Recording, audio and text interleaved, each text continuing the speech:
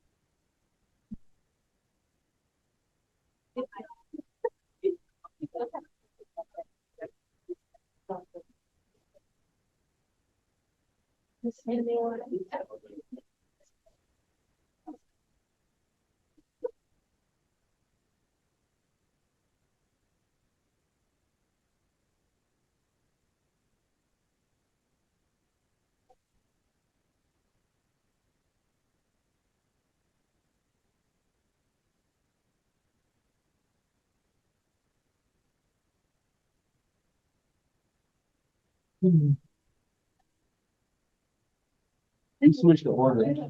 So I was gonna say like, oh, you got serious real quick. Yeah, I look at it. Good afternoon. Good afternoon, everybody. Good afternoon. Okay, we're on Zoom, so being recorded, you'll have a chance to see it after we're done. We're going to get started in a minute, but I wanted to say a few things. First of all, congratulations for finishing this project. I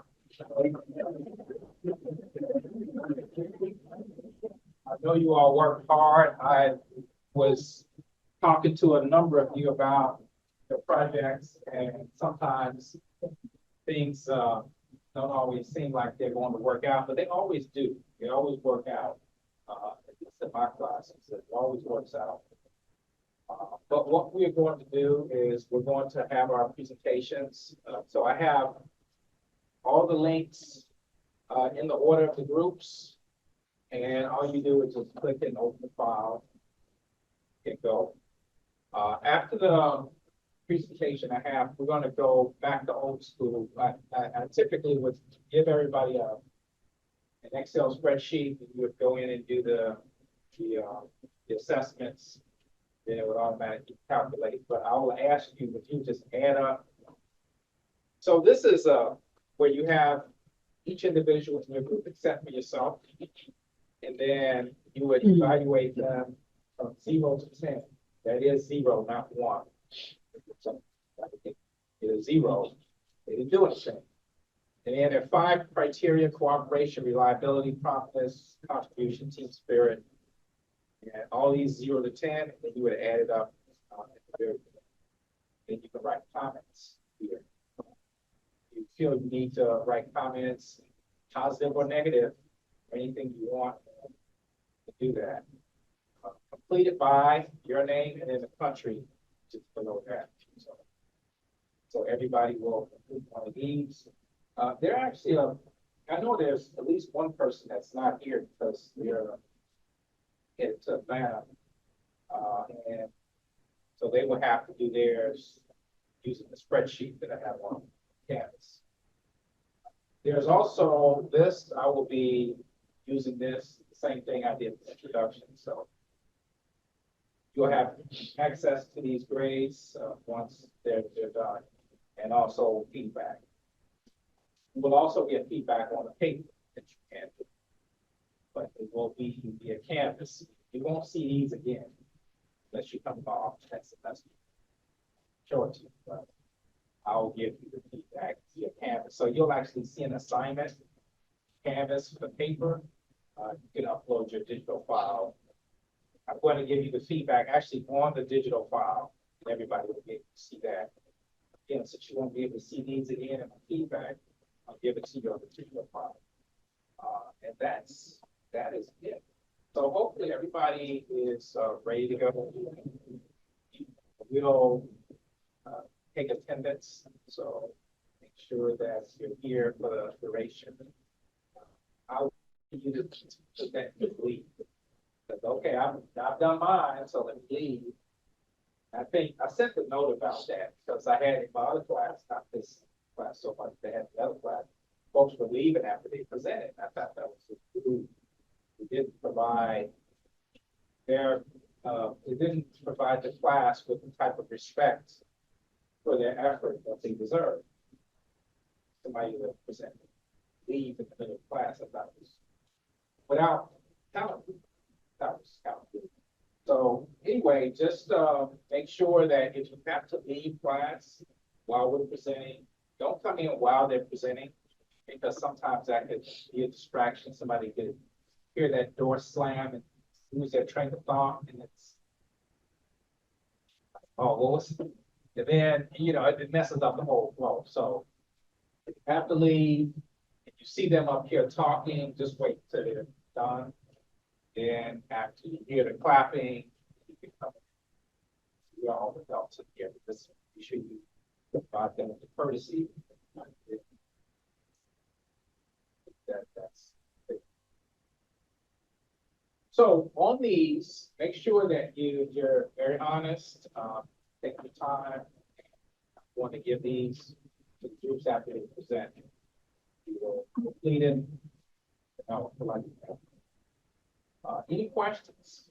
Any special equipment you need up there? No Apple. Usually somebody will have an Apple if they want to do something. But anyway, we should be all set, and we'll start with the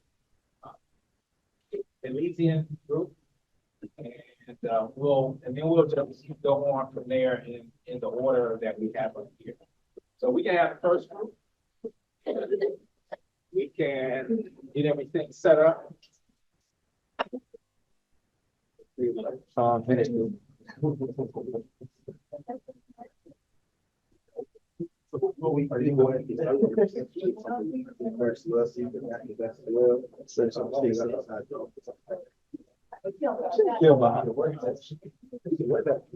appreciate it if you did. I appreciate it. I'm gonna put this in my mind.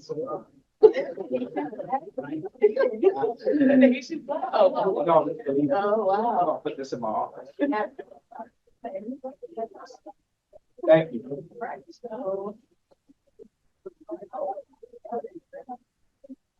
Okay, give me 1 second. I need to make sure I don't knock over this camera.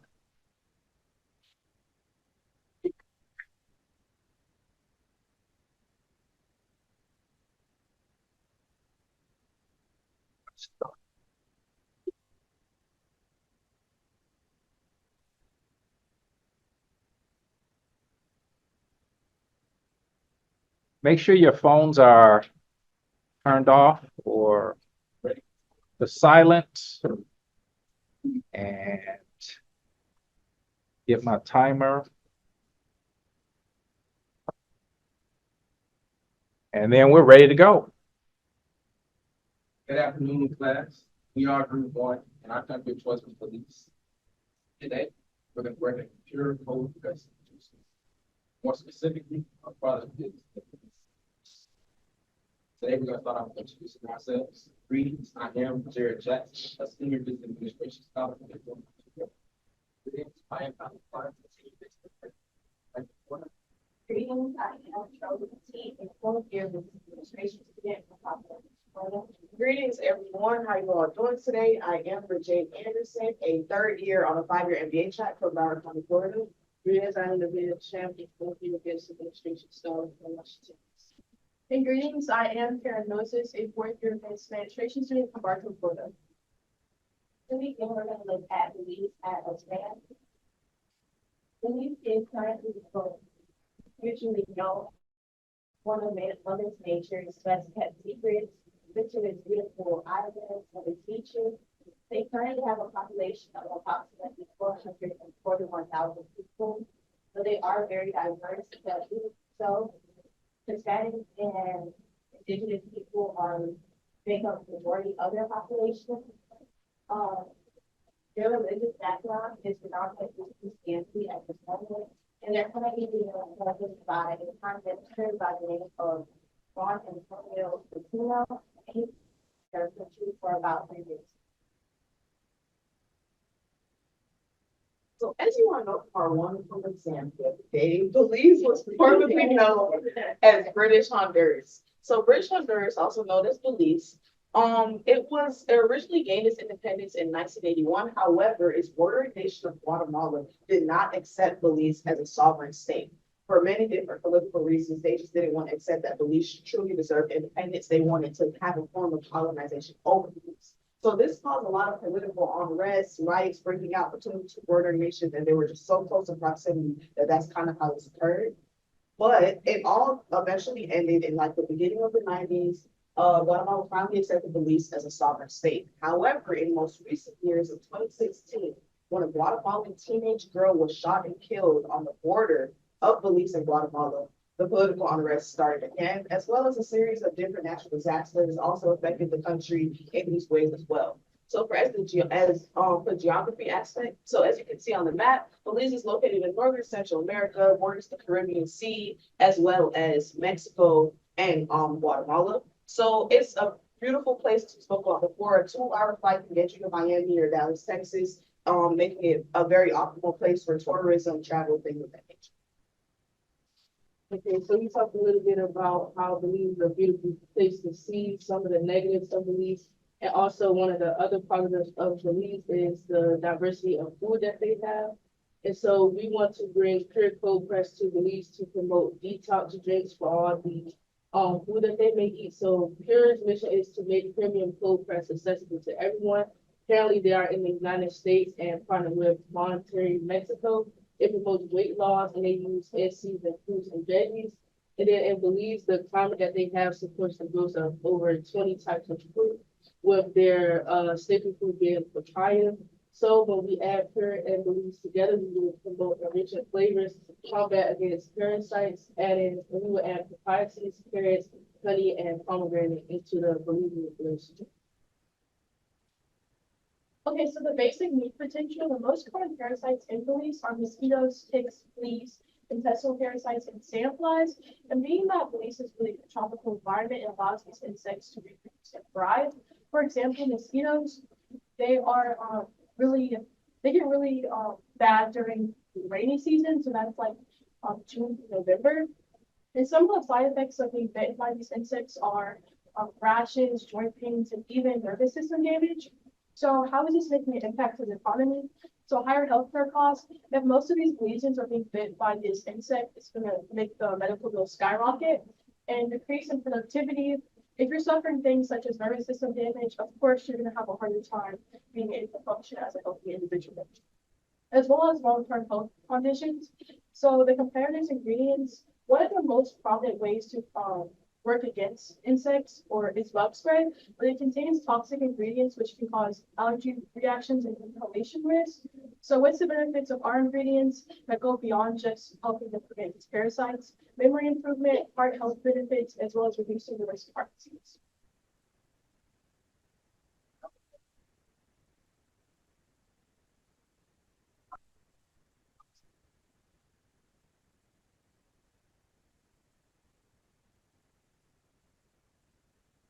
Very, very, Pure is very. So we are probably having as well as the Montana, where they export farmers throughout the United States, also throughout Mexico. This, they like to have a community that's very, they like to support the community through the operation. So with this, we have to put Pure manufacturers within the system of resources. Now, with that, we use inputs. And we want to have this product not only provide broad economics and to support the food system. But we also want to have a great taste in cuisine.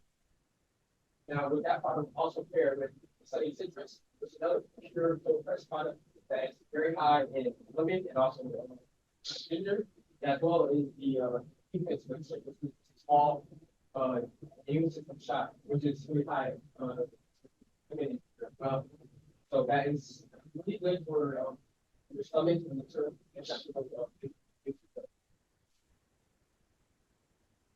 next, in terms of market strategy, people have to target both males and female alike, but more so just people within the age of 18 to 30. In terms of like juice cleanse, like detox, absolutely the most prevalent.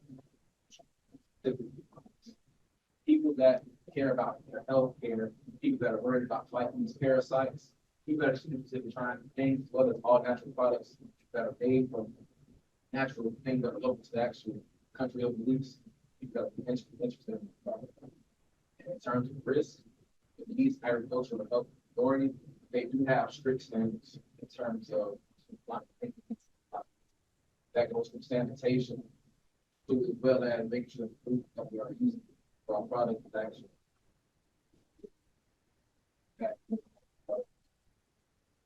more direct investment strategy for you that we plan on actually instead of using pure facts that are context that I stated earlier, we plan to just absolutely one population.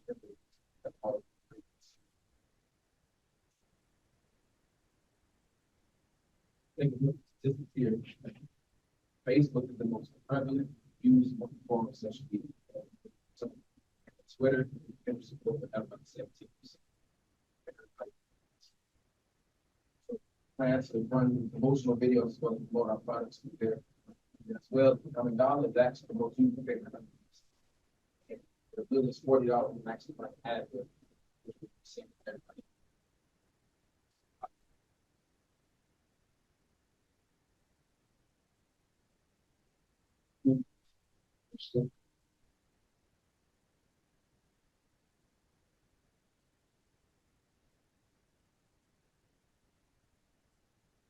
What? It's like, I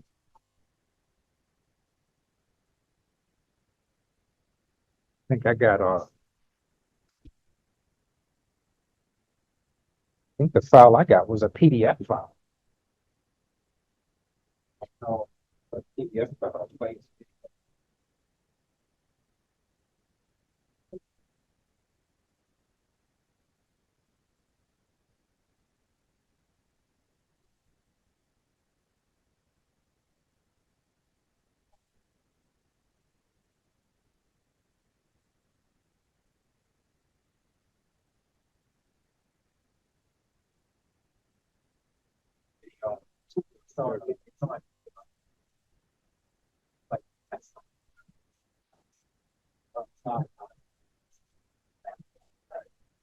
Probably would have had that file. That's where I had this file.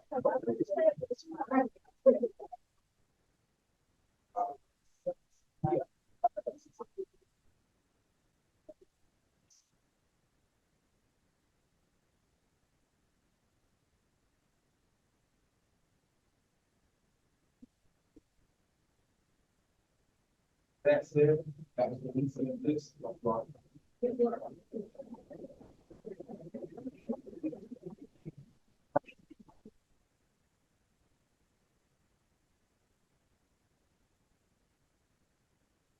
So you all, the video, Tylee, you said the video is somewhere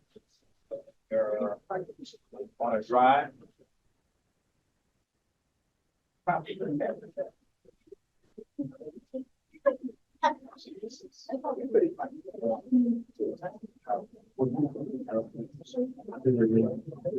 Oh, thanks. I thought you were about to say something. No, I think so. Yeah, yeah. Go ahead, so you're gonna say, how long was the video? I just have this file. I don't have it. Oh, let's, can I, go ahead? Yeah, when you press present on the slides, on the top, it's at the top. To be somewhere. How long the video? The video was started at 5. You would have had a second. It's like, no, 7.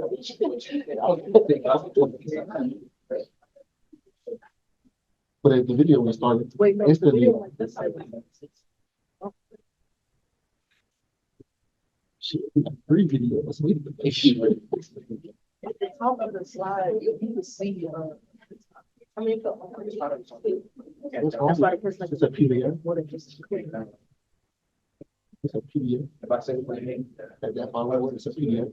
I don't know, this is, you say. Oh no, we don't need that. that's great. All right, so let's go to the next one. Great job. Thank you. Switzerland.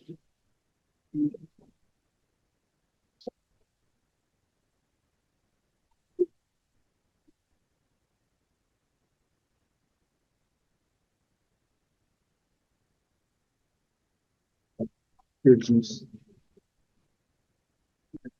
Follow me.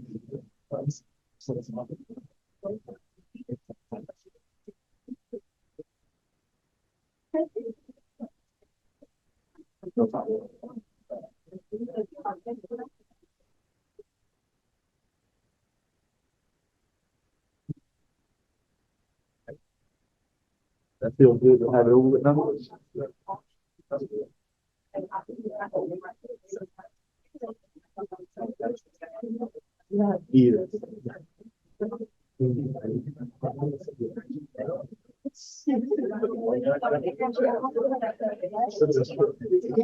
had 39 more second one. Just let y'all know. That's all right. I was confident. Video was 32 seconds. Y'all had 7 seconds. It's been.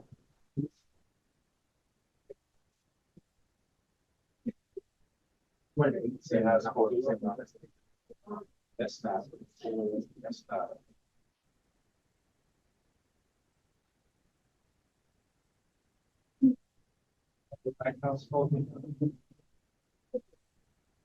It goes away once you move the mouse. Give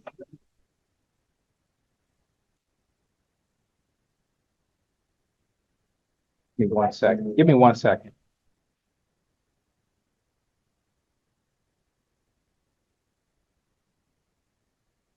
Right.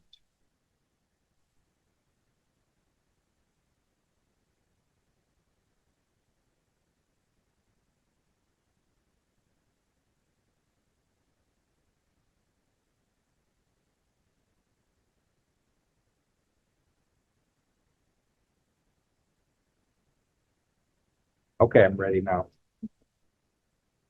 Greetings,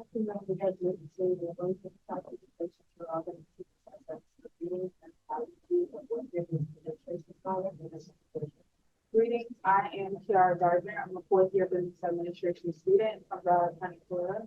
Greetings, I am Brianna Montoya, a 4th-year business administration scholar from South Carolina. Greetings, I am Sophia Pope, a 4th-year business administration major from Durham, North Carolina.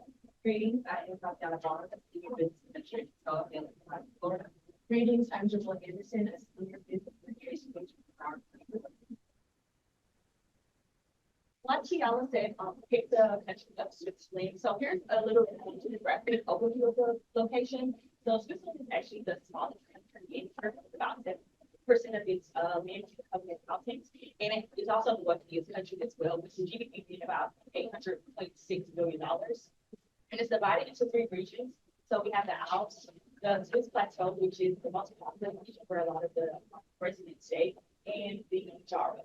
And the population is around 8 million people, with about 65 million driving. And the 2 common languages are French and French. So why would you like this? Firstly, I want to get into a couple of these books. I will do all mostly, and most importantly, I'm sorry, economic stability. So it is actually one of the world's most wealthiest countries, having the highest spending and highest purchasing power actually in the world. And it has a very strong economic foundation, which they allow for people, like those people in the country. They live very well. They have a very nice form of living and wealth, so they're able to quickly adjust it. Next, I want to talk about the infrastructure. They actually have a very efficient distribution of products due to the transportation. So they have that without a lot of difficulty. So people are a lot more, lot more comfortable choosing to trade with them. And it's actually beneficial to their people they trade with, which I want to go to the global trade agreement. So they have a lot of direct foreign investment interest in. Namely, the United States, we actually have a bilateral trading relationship, which is beneficial, very beneficial for both parties, and a lot in the European. Next, the market side, they have a very advanced and frequent market, which is also very competitive because those people are very wealthy. They're very willing to go out and purchase products.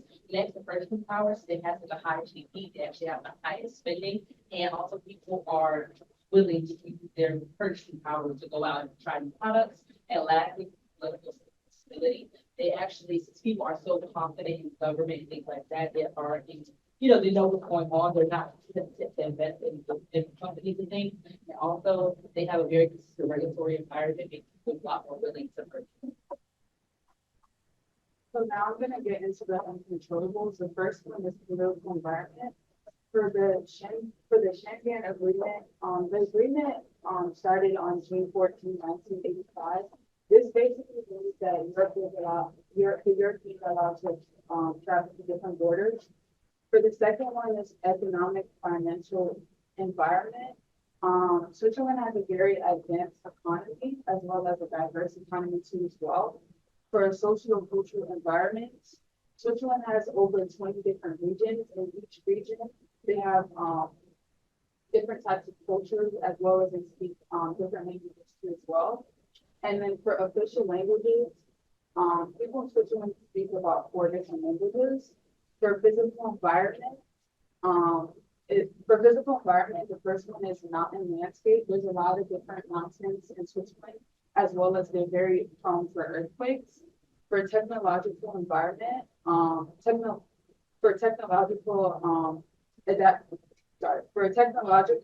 they're very adaptable to Switzerland.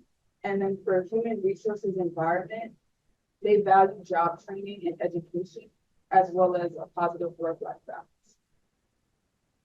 We're going to go into a little bit of the brief history of the Switzerland. So first, in 1291, they signed the federal charter, which kind of was like the old Swiss confederacy, and I was like the birth of it. This was the fifth of the night between the Rhine and split into Rhine, and these were some of the first Swiss communities that gave them independence and freedom from intern. And then next was in 1519, there was an establishment of the Swiss Reformed Church, and this was by Roch. He was one of like the main leaders in the Swiss Reformation. And another one was Calvin, the one that adopted of Calvinism and a theocratic government within Switzerland. Had many followers, which were printers and refugees, and also publishers that kind of spread the Reformation around Switzerland. And this led to the Academy of Geneva, which is now a university in Switzerland, now established in 1559. And then also in 1848, there was a model federal state that was developed. And then also from 1856, the Red Cross movement, and this kind of allowed us to have like auxiliary arms within World War I and World War II due to the neutrality with other states. And this kind of due to like training within them, and also like they're very helpful, like with providing supplies to the French army to give army to other areas that they have to bring in the war. So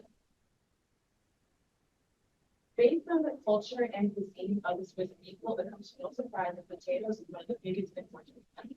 According to Trade Economy, it said that Swiss potato exports have totaled at 4.19 million in 2022. It also showed that the demand for consuming potatoes will increase at 336,000 metric tons by 2028. This shows a trend in increasing products. So we decided to avert our attention towards the most popular potato product in the U.S., which is Lay's potato chips, which is manufactured by Frito-Lay. Lay's potato chips is a wholly owned subsidiary of vegetables, and it is the 41% market share of all chips in America. And the Swiss market would really love Lay's potato chips because they have a lot of variety in the product itself. There's only one major chip brand, which is Buffalo Original Chips, which has over 80% of the market share. So we think that there'll be less competitors and they'll be more likely to really be inspired by the new trending area. And in the next slide, I'm showing you a figure of how Lay's potato chips has blown all these other potato brands in America out of the park. So this is the one that we should explore to in the nation. So a little bit about the brand. Frito-Lay was founded in 1940 by Hudson Bay. It is a billion-dollar subsidiary of Pepsi. With over 100 different product lines and 42 countries. In the US, our main competitor like sell out the best of the market with Western chips.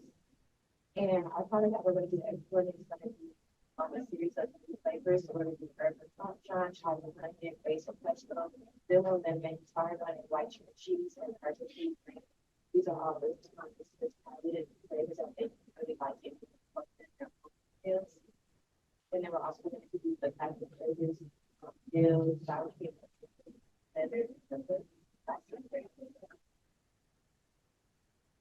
for our export and marketing strategy, we're going to utilize the market-based pricing. So if we take it from the market conditions, and our target price, we're going to target highly populated areas like the Missouri. The CSLA branch will be responsible for transporting and direct exports.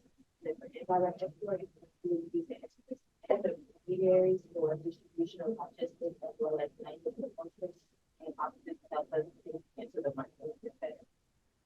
Our manufacturing operations will be conducted in Switzerland. This will help generate economic growth as well as promote the agricultural sector as we will purchase from the farms. So because chips are good, we need to have some much on our media and market strategy. So because it's a recurring good, it's a good that people buy without thought. So we wanted to focus on our marketing or our advertising strategy being celebrating simple pleasures in Swiss quality. So with this, we want to have commercials and social media in order to market the product to us. So to the customer. So we want to emphasize the satisfaction of crunching into a Lay's chip while also incorporating the Swiss traditions and the Swiss flavors.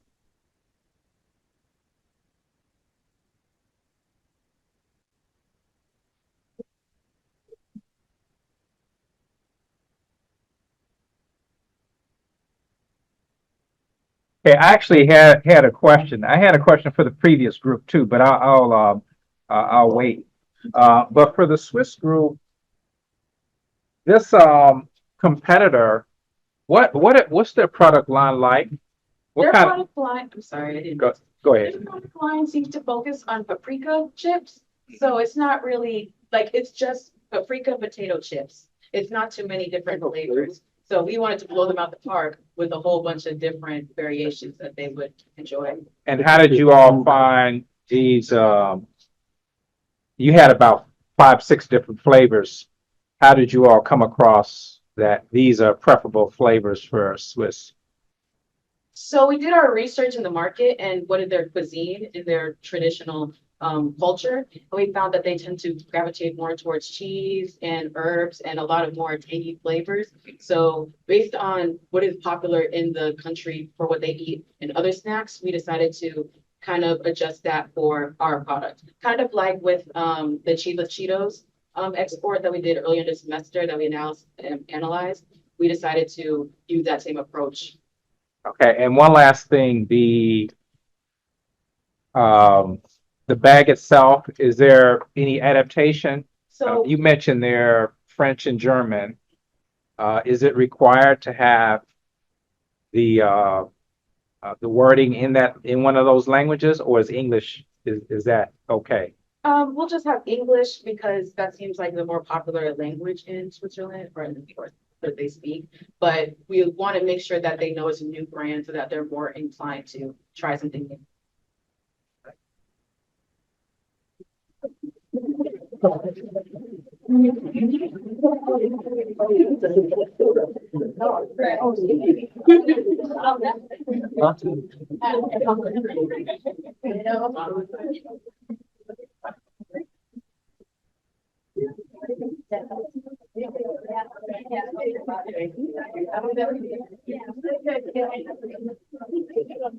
Okay, while they're setting up, while they're clicking on that, I need to give you all the peer assessment, the last two groups.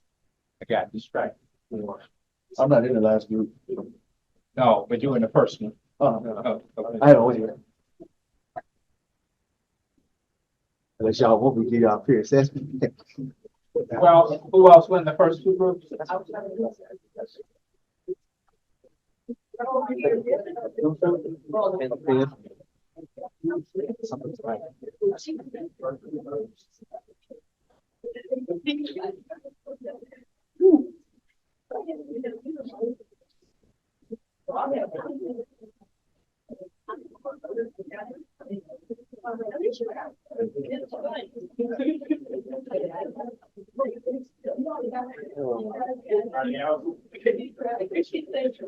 Anybody else?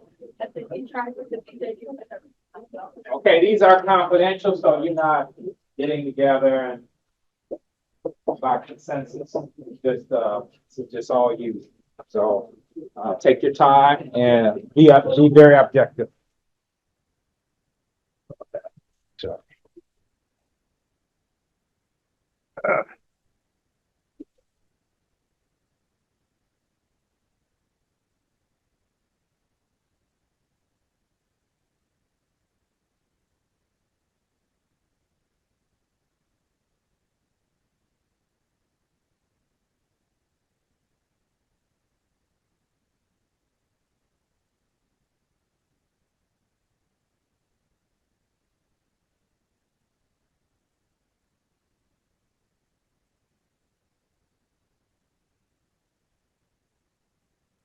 Dinner for the business administration students from 2006.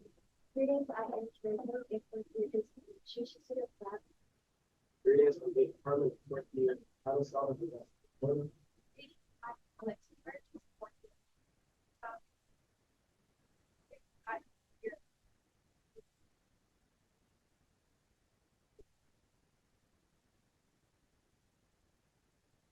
We are group 3 and we'll be introducing green forest skincare to the Dominican Republic.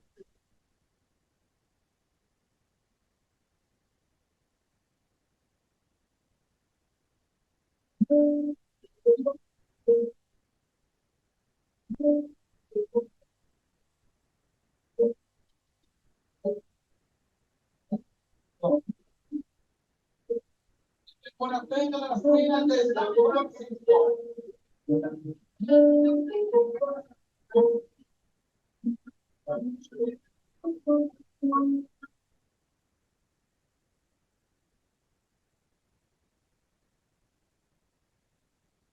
Indian public skincare product industry is marked to be a notable expansion in the beauty industry. As people attention shifts to personal grooming and self-care, skincare products are becoming a more component of daily life and dealing with climate change. So we are providing a distinctive selection of American goods that might not be easily accessible in the Dominican Republic by expert our skin.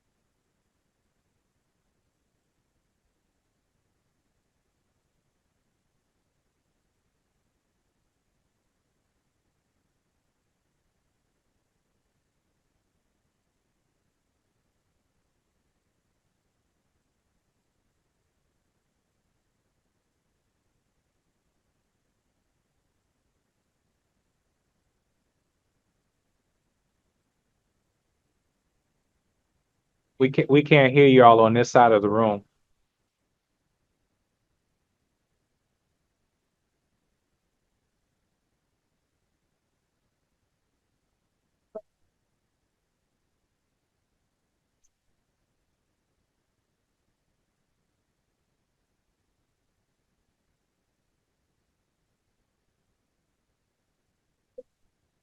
those.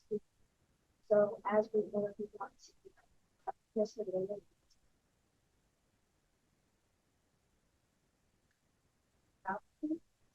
skincare market is experiencing major growth, driven by increasing awareness and growing demand for beauty and personal care products.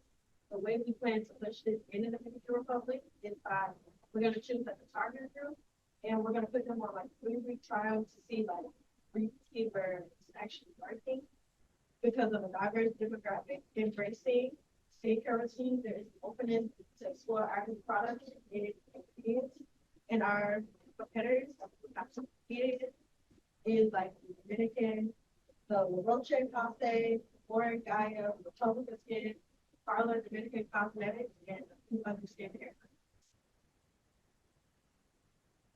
Portion of the distribution for location cost requirement is focused on every area due to the high population density and there is an economic activity that creates a dynamic market environment to support needs. And for direct exporting, we will carefully calibrate this to meet the different demands and opportunities.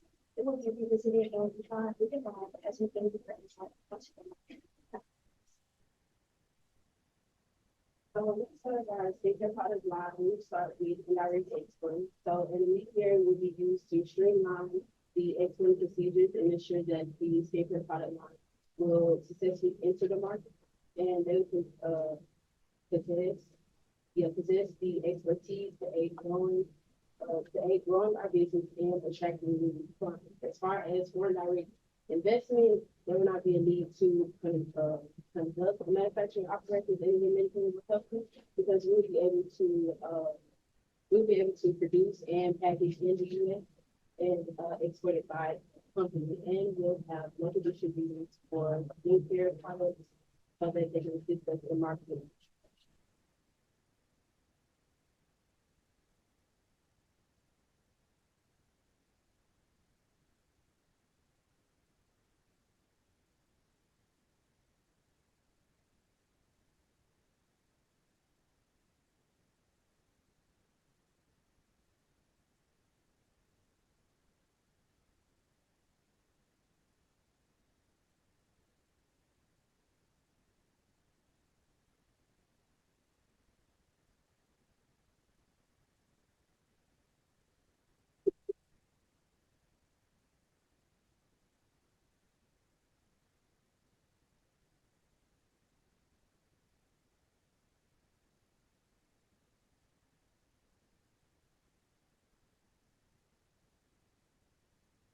Right, so now let's see the promotional mix. So when conducting market research, the first thing we learned about Dominicans is that they prefer to do their shopping in person as in contrary to shopping online. So to take advantage of that, we wanted to make sure that we set up billboards, sample products, and pop-up shops in a lot of very popular shopping districts in the DR. Two of the major cities that retain the most foot traffic in regard to shopping districts is Santo Domingo and Punta Cana, and they're both placed kind of like on opposite ends of the island. So I think that would give us a broader spread in our target audience. So additionally, even though they are in-person shoppers, they have a heavy presence online with social media. Their most used social medias are Instagram, Facebook, and WhatsApp. For those of you who don't know, WhatsApp is an ad-free contact-based messaging platform. So as you can see, an ad-free platform posed some problems initially when we were looking how to market our product going forward. So to resolve that issue, we decided to partner with Facebook because unknowingly in 2014, they actually acquired WhatsApp. So have any of you ever had the Remind app for school? Right, so what we want to do is use WhatsApp to contact our consumers on a personal basis about sales promotions, any product details that a consumer would find relevant and discounted offers. Additionally, we want to use some of that Facebook user data to get more insights on our market online. So in terms of our advertising strategy, what we really want to cater to is the patriotic pride that a lot of Dominicans have. So in terms of the strategy, what we really want to do is, like I said, cater to them. And I'll give you 3 examples of how that works. So the national flower in the DR is the Bayahibe rose. And it is it's a sort of a pink color, as you can see, we're all wearing that. So on our actual billboard, we like to have that rose as the backdrop amongst the other herbal ingredients we have. And a lot of these Dominicans will recognize that, and hopefully they'll feel a familiar vibe from our product. As well as we want to have some culturally adapted lingo within our products, slogans, and our promotions, advertisements. For example, in the DR, there's a common phrase that many of you may have heard of, which is "Dame la luz." And that essentially means in English, give you the light, but in the DR, it's commonly known as a greeting, such as "What's up?" or "Hello." And that ties back into our theme of having glowing and radiant skin. And I think that in the DR, this should be heavily appreciated amongst our target market. That wraps up my question.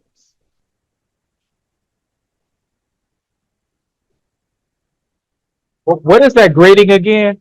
Dame la luz, or Dame la luz. I'll look it up. No, In case I meet a Dominican. Okay, hold on. I got one or two questions. Who are the competitors to your line of products?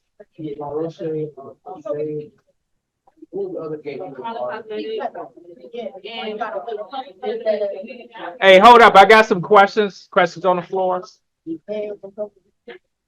Okay. Let's see.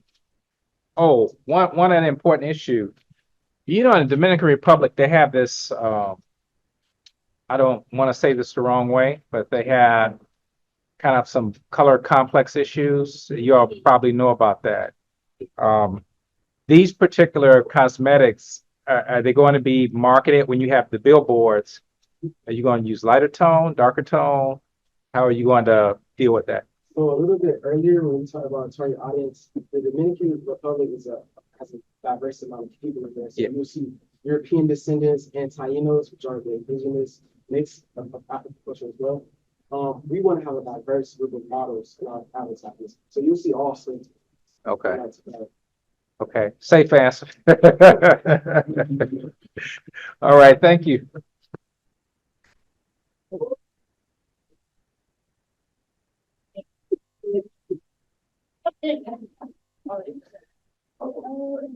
That color complex is serious. It's serious over there. Oh yeah.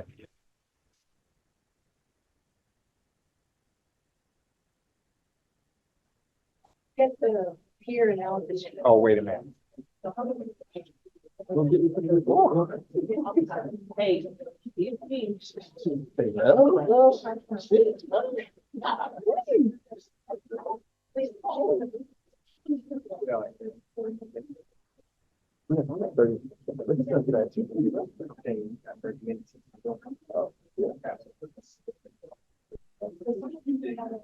Yeah, I didn't get one. No. We only got 3 members. Who from the last group just raise your hand so I can know where I'm going? Me, SS, and Caleb. We only had 4 members in total, but Taylor not here. So we got 3. Huh? Who? I'm sorry, that's my group. No, this is before.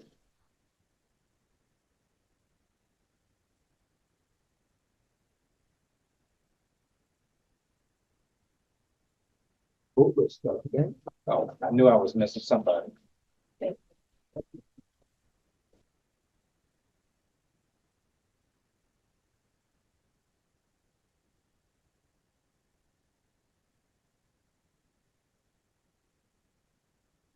Okay, make sure I got everybody in the frame.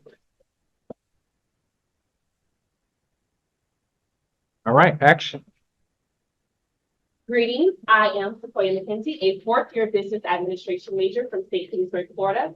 Greetings, I am Akira Hollis, a fourth-year business administration student from Miami, Florida.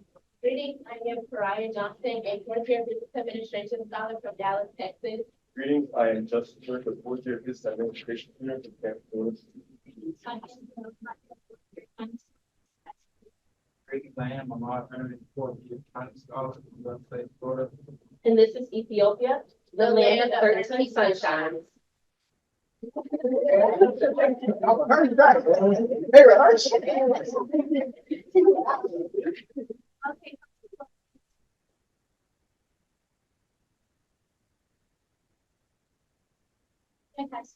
adverse. 1971, courses also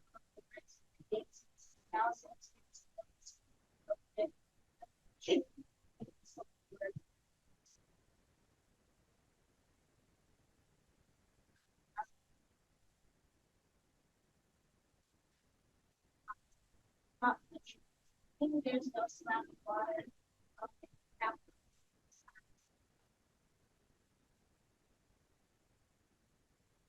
So about 127 million people are estimated to reside there, which is equivalent to 1.57 of the total world population. The population is growing annually about 2.7%, and there are 4.1 births per woman living there, which is causing an overcrowding, which is leading to famine due to lack of resources. So the currency is the Ethiopian lira. The abbreviation is ETB. Their central bank is the National Bank of Ethiopia, who manages the monetary value in a dirty flow, meaning they intervene to change the pace of the current value of the money. Each beer subdivides into 100 centimes, which are the coins, and $1 is equal to 55.8 beers. Next, we're going to go into the physical environment. The physical environment consists of highlands, lowlands, dry seasons, and wet. The Ras Dashen is one of the highest peaks in Ethiopia. It's part of the Sinyan Mountain, which is 4,550 meters. The next one I'm talking about is the lowland. It's a Danakil Depression. This is the lowest, hottest part in Ethiopia. Wet season consists normally are between the months of June and September. The dry season takes place between the months of October to May. This is good to know because droughts take place in Ethiopia. Both people that have lack of food or lack of resources. Taking us into the next video. The last few years have been hard on people in countries like Somalia, Kenya, and Ethiopia. 4 rainy seasons have failed. It's likely the 5th season won't make much of a difference. Across East Africa, at least 36 million people are affected, including children who are severely malnourished. 11 million Ethiopians and 4 million Kenyans are close to starvation. More than 8 million Somalis have nothing to eat. Millions of farm animals have died, and 16 million people cannot get enough water. Okay, so based on that video and as earlier discussed by Akira, a famine is potentially to come to Ethiopia. So with that being said, we decided to come up with a food product, which will be called a fruit and grain cereal bar. So with this fruit and grain cereal bar, it will contain grains as well as fruits such as banana, papaya, avocado, and lime. We chose these fruits because bananas are high in fiber, potassium, vitamin B3, as well as vitamin C. Papayas, they reduce the risk of heart disease, diabetes, and many other diseases that are uncontrollable. And avocados, they contain healthy fat, anti-inflammatory and antioxidant compounds, as well as lime. They help build immunity, as well as aid iron absorption and kidney stones, as well as promote healthy skin. So with this product, we also decided to contain an Ethiopian grain, which is called barley. A lot of Ethiopians use this grain in their desserts because it provides a sweet taste. So with our product, we decided to not only use the healthy benefits as, that will be provided by the group, but also include a sweet taste that they will actually enjoy eating. So we decided to target this product to families as well as specifically children, because as you can see in the video, a lot of children are struggling to survive, and with them needing the appropriate nutrients to grow, we decided that this product will ultimately be able to help them live a healthy, longer life. Right now, Ethiopia, they do have a company that provides granola bars, and they are called True Love, but they don't have granola bars with fruit. It's just granola. So we decided that our product will be ultimately different and something new for Ethiopia because it provides the healthy fruits that, such as banana, papaya, avocado, and lime. So this is ultimately a fruit and grain cereal bar. This is kind of how it will be packaged. Like I said, it contains a lot of nutrients, fruits, and things like that that are ultimately healthy for healthy for the Ethiopian people. Now, I was talking about the pricing method that we took to fix. So, with the Ethiopian bird and how different currency, where you have to look at which green bars are on the US, those about $5. Then we're relating that currency back to the Ethiopian bird. It's about 234. But with that, we also have to look at the future currency bars that are already in Ethiopia. Those talk about 2,000 Ethiopian birds, 4,000. And with taking all that into account, we decided to give about two discount, which is different. And given that, most of the game bars in Ethiopia, they have about 12,000 that are 16. Also having a discount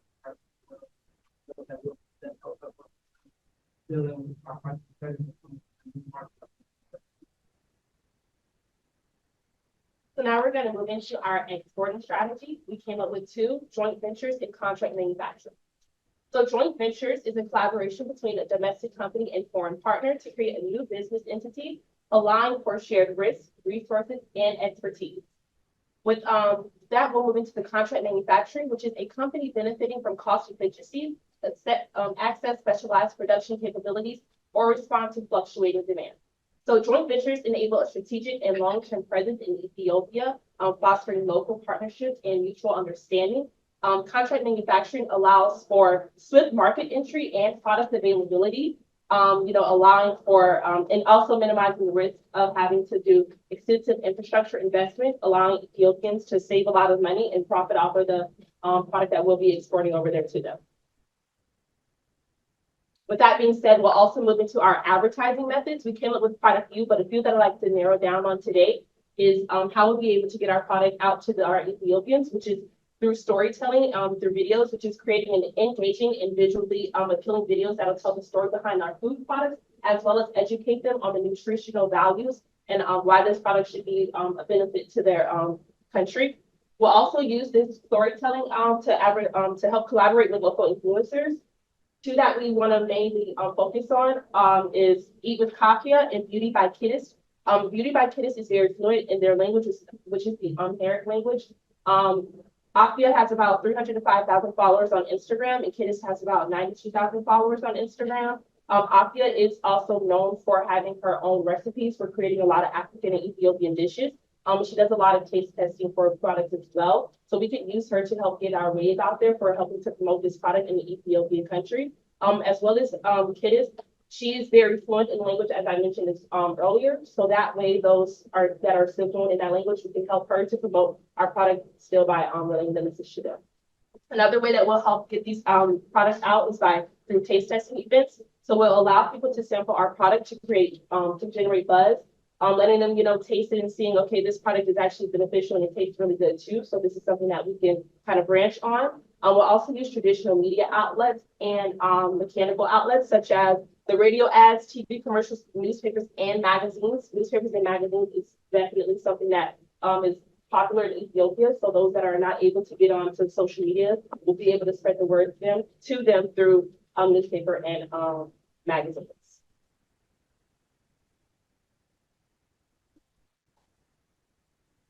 I had one more thing to say. Amasenalia, which is thank you in Ethiopia. Okay, any questions? Now you all can ask questions too. You don't have to give them jawbreakers. Just, I do have a question.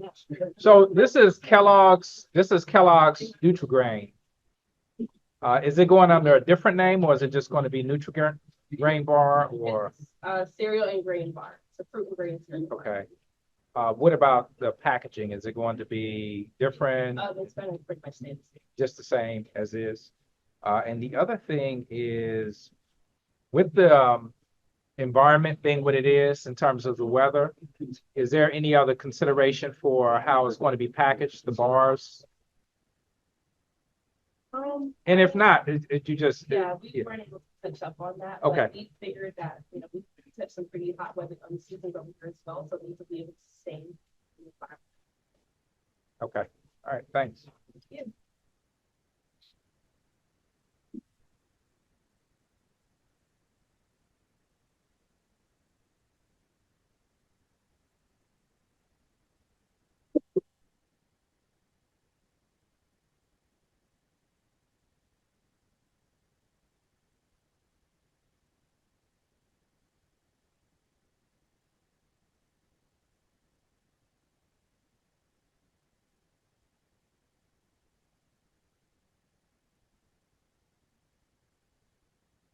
One second.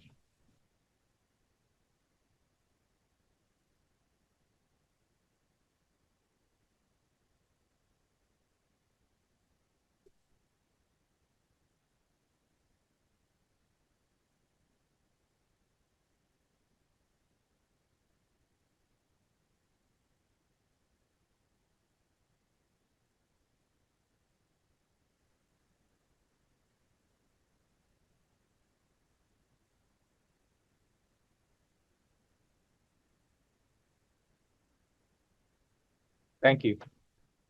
Thanks.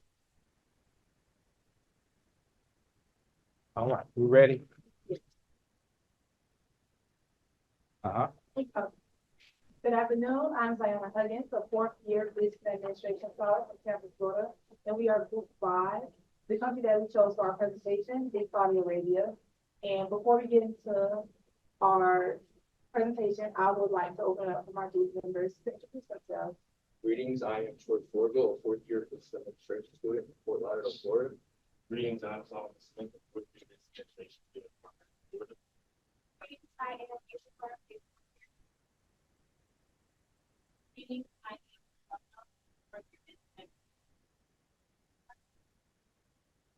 We'll first get into a brief overview of Saudi Arabia, particularly getting into how it affects our product. So I wanted to focus on the political aspect and religion.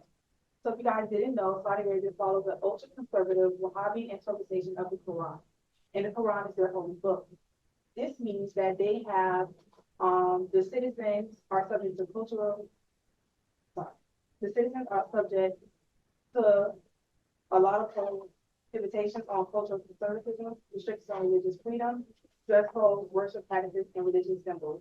For example, even though Muhammad is such an important figure within religion, even so that he made the two most holiest sites that is in Saudi Arabia, which is the Mecca and Medina, that are notable because of him, there are no physical interpretations or pictures of him allowed.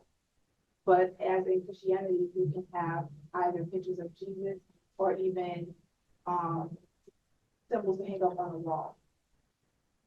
But they have a small gap between children's toys, and it also isn't condemned with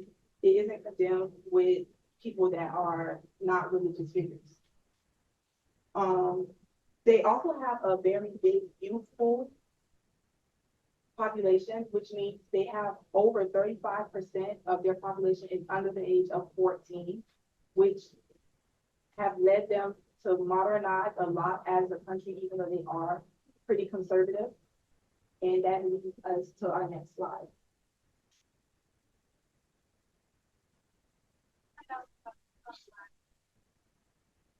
Why we chose a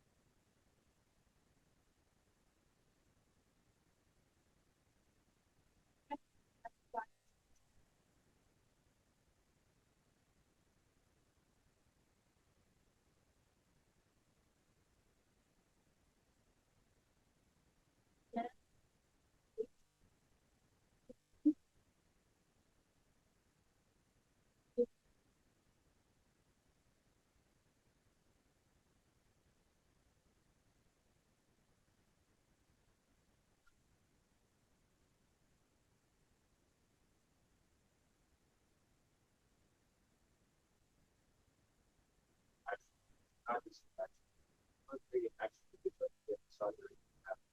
Our part we call it sports sovereign rehab registration. Sports in Saudi Arabia is very popular. The creation of arenas stops to capitalize on the sports industry. We plan on capitalizing on different athletes like Fahad Bilal, the Saudi Arabian Basketball League, Norman Sheikh, Saudi Arabia was the most this season. Cristiano Ronaldo recently just signed a Saudi Arabia's football club last year on this time. Our goal is to create action figures from 10 athletes of all kinds. But the action figure will have is a blue box. I don't know if you guys ever heard Cristiano Ronaldo celebrate whenever he scores a goal, sits shoot. He's now having this bag within the action figure. Next, we have Google Wings. This will allow the user to create a gesture that the athlete can life. And the third would be effectual tires. With different variations of the Saudi country sports show people show respect. Now we're going to get to the target market location and our chosen location from the highest possible is the greatest. It's also home of the largest stadium. Riyadh is also known for their household, which contains areas.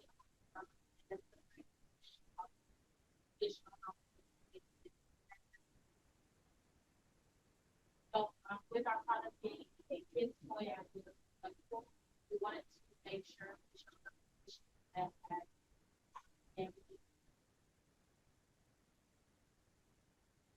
Now I'll be discussing the distribution process of our product. We'll definitely use the intermediaries for our physical store for the rest, it's still very popular and popular store in Saudi Arabia. Next, we have Career. Career is an e-commerce company, which is essentially like Amazon, but for the toy market in Saudi Arabia. And we do that as our online storefront. As mentioned before, we have King Fahad Sports City, which is an international multi-purpose stadium. Which sits around 60,000 people. It's actually expanding around 9,000 in 2026.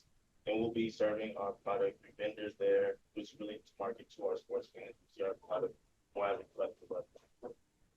And then we'll be conducting manufacturing operations in China. China is responsible for over 95% of toy imports in Saudi Arabia.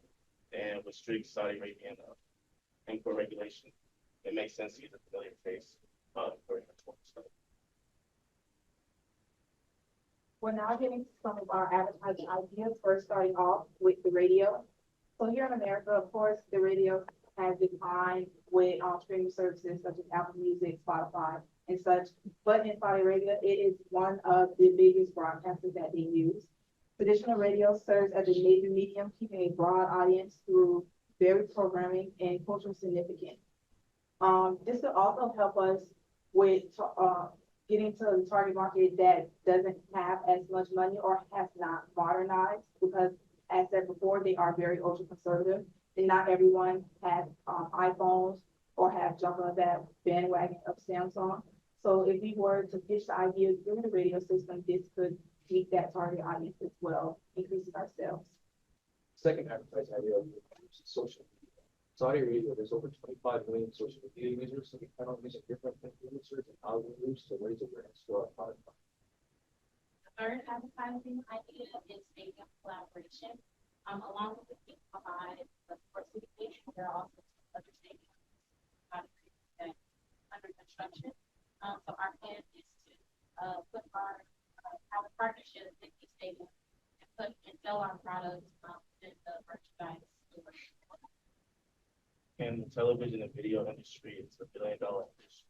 So it's important to utilize this market. Thank you for presentation.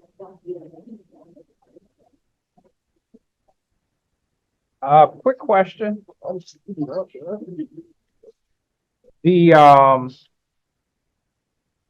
Well, I saw the Cristiano Ronaldo doll, and this might seem insignificant, but what is the size of the actual toy in terms of Relatively like actually bigger size, just not too big, right? like 12 inches, 8 inches? Probably about 52. Okay. The other thing is that was intriguing. It's a couple of things that was intriguing. You know, Toys R Us, uh, they ended their operations in the U.S., but they're still active in other countries as They're well. very active actually within the Middle East. That's one of their biggest, I can't get the word out, but that's their biggest market is there. So how they went bankrupt here and they kind of all left. Their biggest market is actually in Saudi Arabia, which is really cool, something that we learned while we were researching. Were they purchased by a Middle Eastern? No, they're known as Toys R Us, and their storefronts are still colorful, which actually Saudi Arabians are. They're not into the colorful aspect because of the LGBT movement. They don't allow rainbows and such, but their actual outdoor branding is colorful. It looks like the Toys R Us that you will see in the US with the different colors of the letters being green. I mean, different colors, sorry. All right, thank you.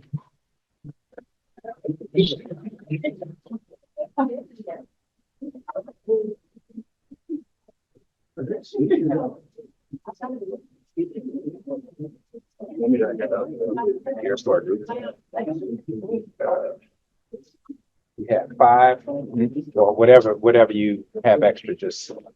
Give me 2. I'm giving one to each of you. Solid. Give it to Solid. I'll give it to you. Nice and I, or nice and I. Thank you.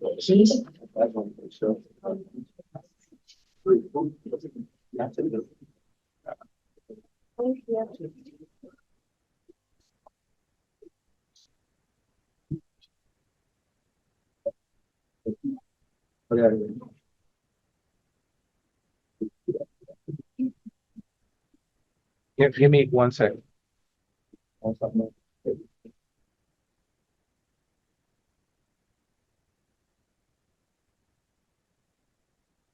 Sure.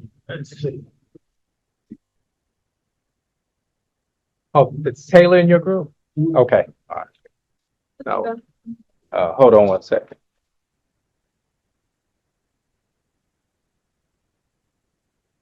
All right, I got everybody. I'm ready.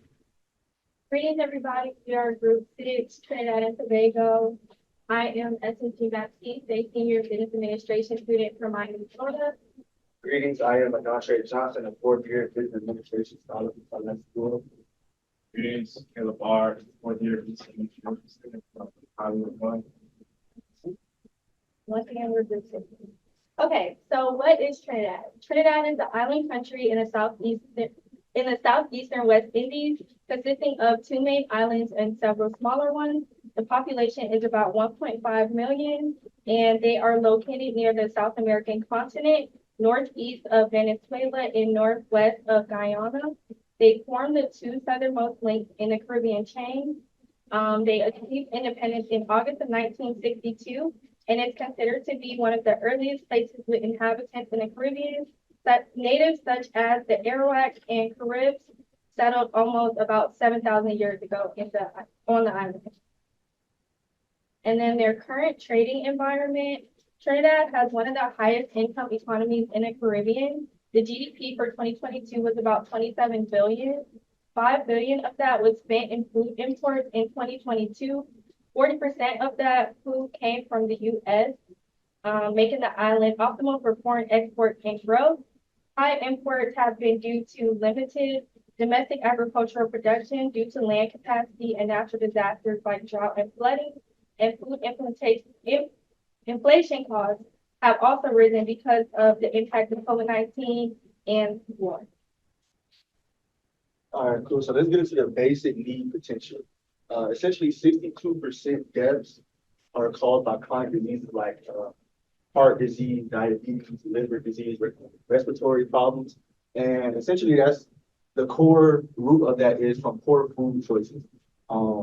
They don't eat healthy because food is higher there and people look for cheaper, alternatives. It is basically a critical need for accessible, affordable, healthy alternatives, such as our product that we're going to show you next. So we're going to be bringing healthy choice to Trinidad and Tobago. Essentially, healthy choice is food company that specializes in creating affordable, nutrient-rich prepared meals designed to support a balanced and healthy lifestyle. So essentially, they offer frozen meals, soups, desserts, things that are low in sodium, kind of offer like a great dietary balance. Like I said, here meals are crafted to promote overall health and wellness. And the competitors are Chef at Health Smart.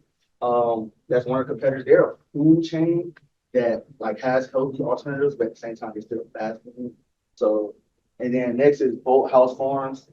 They do packaged salads. Salads is good, but you know, essentially tired of salad. And then Eat Fit TT, Eat Fit Trinidad and Tobago. Essentially, they are a meal plan, which is meal plans can be expensive. You know, eventually you're gonna run out of money not be able to afford it. And then delivery service are expensive as well. So Healthy Choice kind of, you know, just gives everything you would need from a brand to kind of live a healthy, balanced lifestyle. The key to our success in Trinidad will be developing a very unique product line that allows us to characterize the market with a diverse culinary landscape, while also increasing emphasis on health-conscious choices. We plan on doing this by taking 3 established product lines within Healthy Choice and combining them to create the Sneakers line. This will be made of cafe sneakers, power bowls, and simply sneakers, all well suited to meet the healthy needs and budgets of Trinidad consumers. One of the key barriers to a healthy lifestyle for our residents in Trinidad persists to be the rising meal costs. Often, groceries such as meat, vegetables, and other types of produce have been steadily increasing over the years as U.S. imports of agricultural products and basic consumer needs begin to take over the market. Because of this, McDonald's meals and others within Trinidad are often more expensive than they would normally be within the U.S. For example, the average McDonald's meal or meal at a fast food restaurant is equivalent to $7.36 US dollars. As we know, in the US, we can get a menu off the dollar meal. So this is a pretty hefty price for us, especially if you're paying for something unhealthy and that you have to go to the drive-thru for. On the other hand, Healthy Choice meals with the increase included to account for export costs will only cost a maximum of $6 per meal, which makes them more worthwhile, not only for your future internally, but also your budgetary needs and accounting for other needs within. All right, so when it comes to the exporting market segmentation of this product, 2 primary things we're focused on are population density and the consumer sentiment analysis. So we want to focus on highly populated areas like the Port of Spain, in San Fernando, so that we can increase our overall gross revenue and profit margins. And then we want to focus on consumer sentiment. So we mentioned how Trinidad and Tobago was plagued with non-communicable diseases. We talked about heart disease, high blood pressure, and related heart health issues. So by having this promising product that has a good macro to micronutrient balance, we're going to be able to attack this problem with relatively. And then we want to focus on collaborating with some of the chain stores, like Truvaloo and the massive stores, as opposed to large retail conglomerates like Walmart, just so we can build more of that consumer to business trust and kind of show the transparency that this product has as well. All right, as for our export strategies, we're looking to use a indirect export strategy, meaning that we're using local intermediaries to produce the supply chain efforts. So they're going to be able to foresee any potential supply chain bottlenecks, whether it's a transportation issue, a retail distribution issue as well. They're going to be able to foresee any of those problems. And they also have a greater understanding of market nuances like consumer laws and the regulatory compliance that comes into transportation for goods and services. And then most importantly, it's going to allow Healthy Choice to sort of focusing on their marketing and sales efforts as opposed to using all their intellectual capacity to focus on the trading product.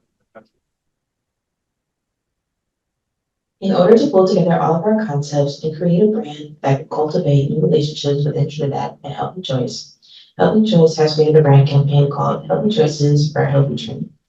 This has a slogan: Trinity Roots, Global Taste, Nourishing Trinidad one bite at a time. And the slogan has 2 parts.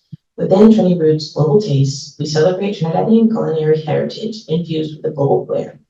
This means that we expose Trinidadians to current healthy choice meals and global flavors while allowing them to experience traditional Trinidadian meals and encourage engagement. To our right, we see a healthy choice power bowl, also known as the Trinidadian Palau, which encourages engagement through not only exposing them to a global meal, but also a comfort meal. Within the Power Bowls brand, they can see themselves in other cultures. This leads to our second part, nourishing Trinidad one bite at a time. Through eye-catching displays and bringing in Costco culture to in-store samples, we allow Trinidadians to have a taste of our culture and a taste of their culture without fully committing. You first need to pull in a customer before you can get them to commit and be loyal to your product. By having Costco culture, for sampling, and other active engagements within our facilities, we allow them to be exposed to healthy choice and see why they should make the choice not only because it's cheaper or convenient, but because it will lead to a more satisfying life in the future. We plan on culminating this all together with the media and brand campaign titled What Choice Will You Make? And Where Will Your Choice Take You? This allows Trinidadians to post about choices they made on the meals that they've eaten in healthy choice and the global players and different meals they've been exposed to.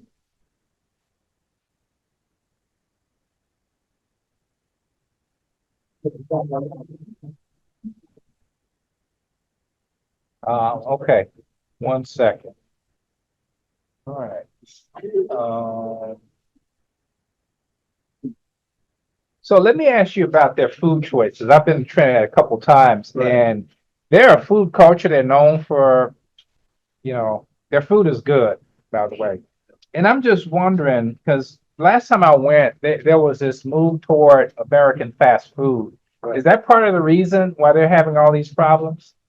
Because I don't remember Trinidadian food being unhealthy, but maybe that's a recent trend. What happened? Yeah, I think like recently, a lot of their food products are saturated in sodium, saturated fats, sugars. So a lot of those processed foods are kind of creating this heart health issue. It's been prevalent for years, but recently, like you said, more of the incorporation of like American fast food chains is contributing to that issue. So having a product like Healthy Choice is going to be able to combat that pretty easily over time, obviously. All right, I'd definitely try it. Sounds good. All right, any questions? All right, thank you. Thank you.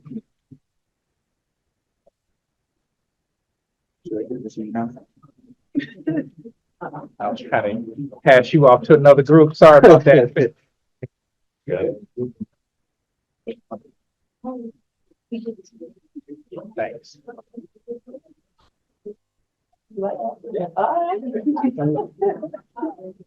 I think students next semester like it too.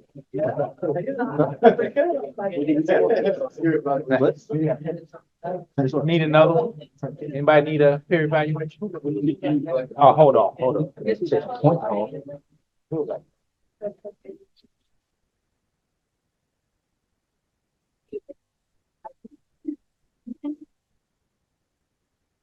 Oh, what happened? How do we like, it's not showing in like presentation mode, it's just showing like that. Yeah. Go to, I'll have to edit. Oh, you gotta log in.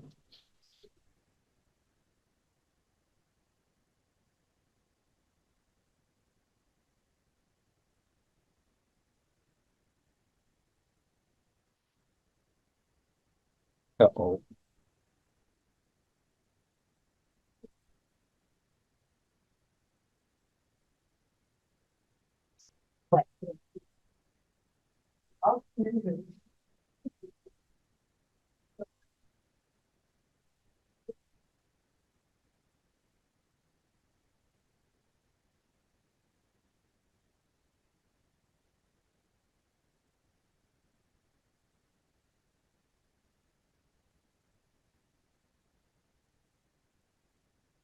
You all go to Trinidad, you got to try the doubles, the street food. They sell it on off the side of the road, and it's basically flatbread and chickpeas in this spicy sauce.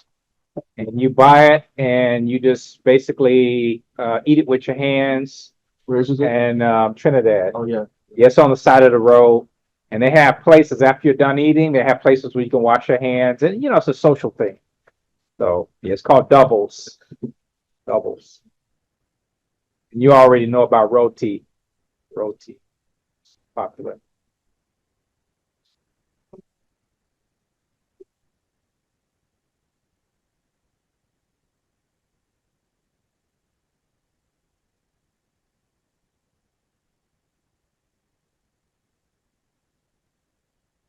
Actually saw an altercation in Trinidad where this guy drank some coconut.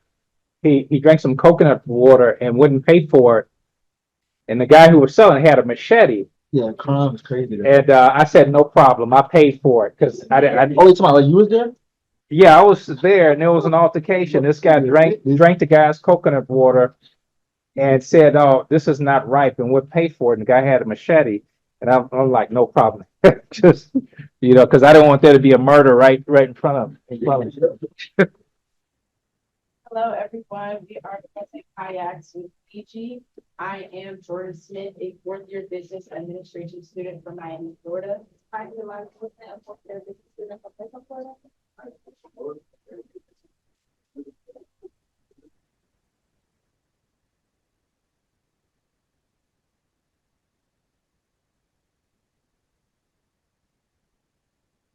By going over that products by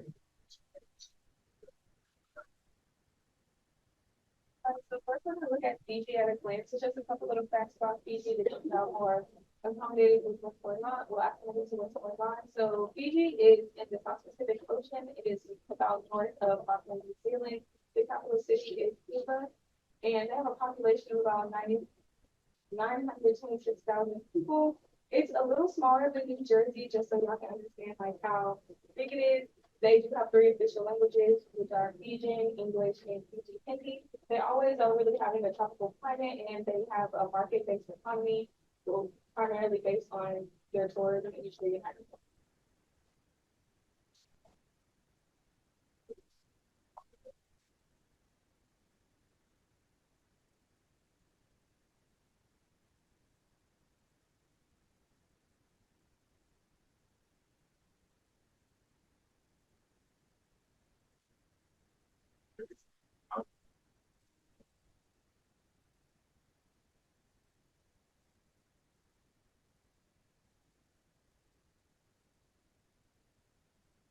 Now we're going to look at some history of Fiji. Once again, Fiji is located in the heart of the South Pacific Ocean. The Lavina people, which are the ancestors of today's Fijian people, first arrived about 3,000 years ago and was a blend of Polynesian and Malaysian cultures. In 1970, Fiji gained independence from British colonial rule, and Ratu Sir Kumisi Maro became the first prime minister, ushering a new era of self-governance. And in the beginning, Fiji was known for their agricultural-based economy, and later became based in tourism and services, which they are still in. Some geographic settings, Fiji is classified as an archipelago, which is a group of islands. The formation of Fiji is due to seismic activity and formation of coral. Its 2 largest islands, Vituleva and Vanaleva, are approximately 6,100 square miles combined. Average temperatures are 80 in the summer, 60 in the winter, and with the introduction of rainfall between wet and dry season is the main cause of contrasts in Fiji's agriculture.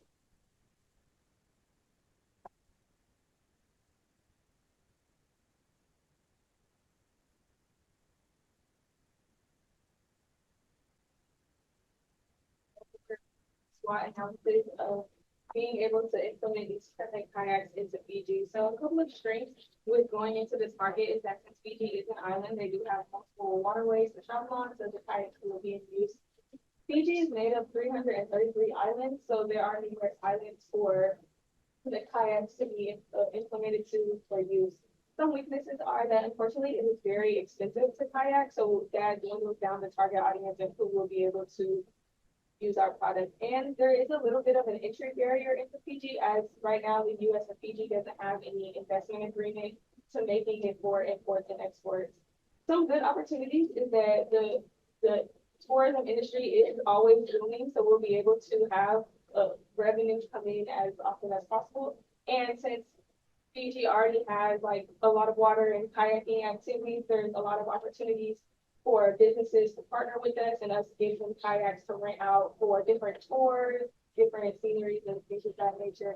Some threats is the local competition, like mentioned before, kayaking is already an activity in Fiji. So we would just have to go ahead and fight with them on whose product is the best.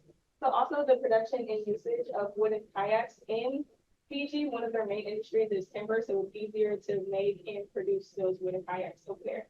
And another threat is even though they are surrounded by water, a lot of these waters do have dangerous marine animals. So some of those waters are limited for us to use in with our kayaks. So actually, island kayaks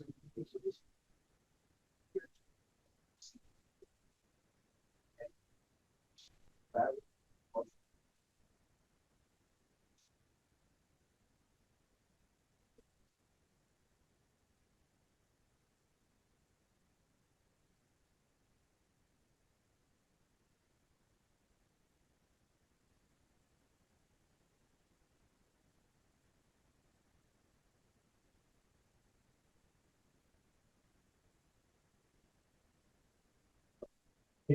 especially some of them like control the political environment right now.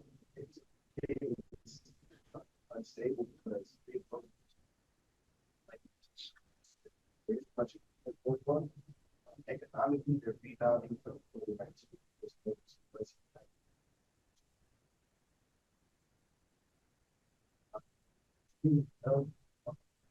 Although they need more investment in their economy right now to make more rent, they're still need corporate tax, which is very profitability of our social issues are very big routing and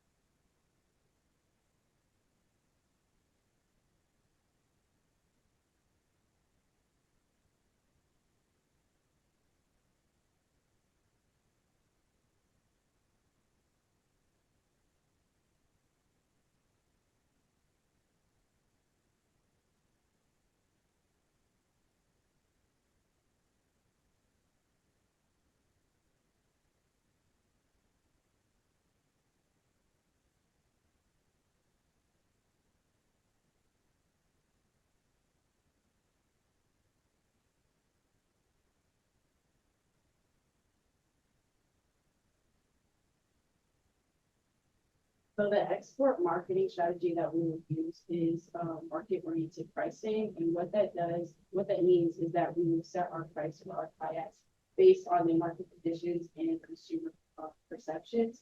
And doing so, we will consider the economic, social, and cultural factors that go into the buyer behavior of Fijians. This also allows us to just gather information about their income levels, their willingness to buy, and just their preferences. It also allows and makes sure that our pricing remains in line with industry standards and consumer expectations. Below, we just have a couple different types of kayaks that we offer. So we cater to a diverse range of different kayaks for different water activities and just for different specific needs.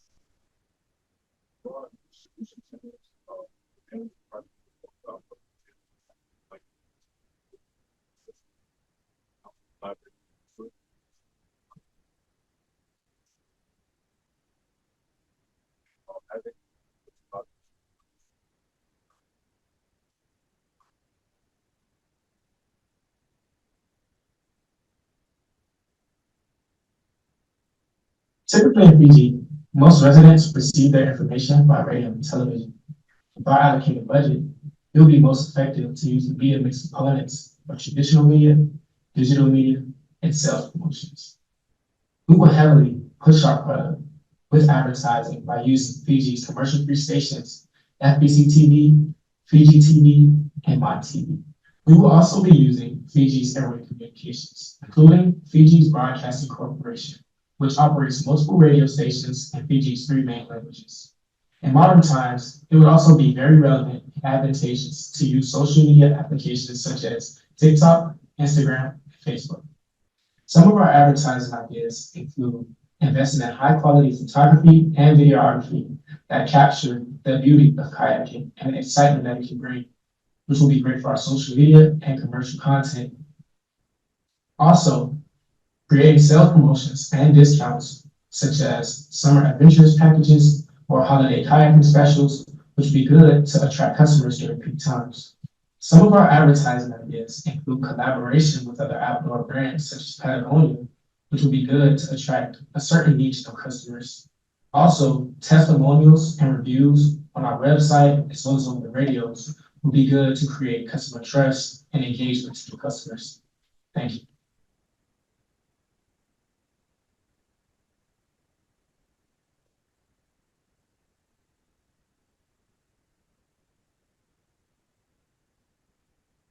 So one question, just one question.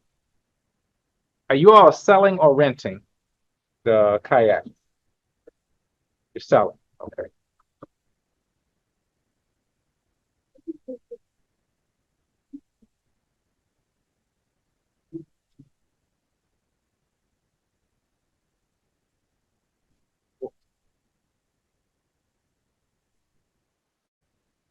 This last group.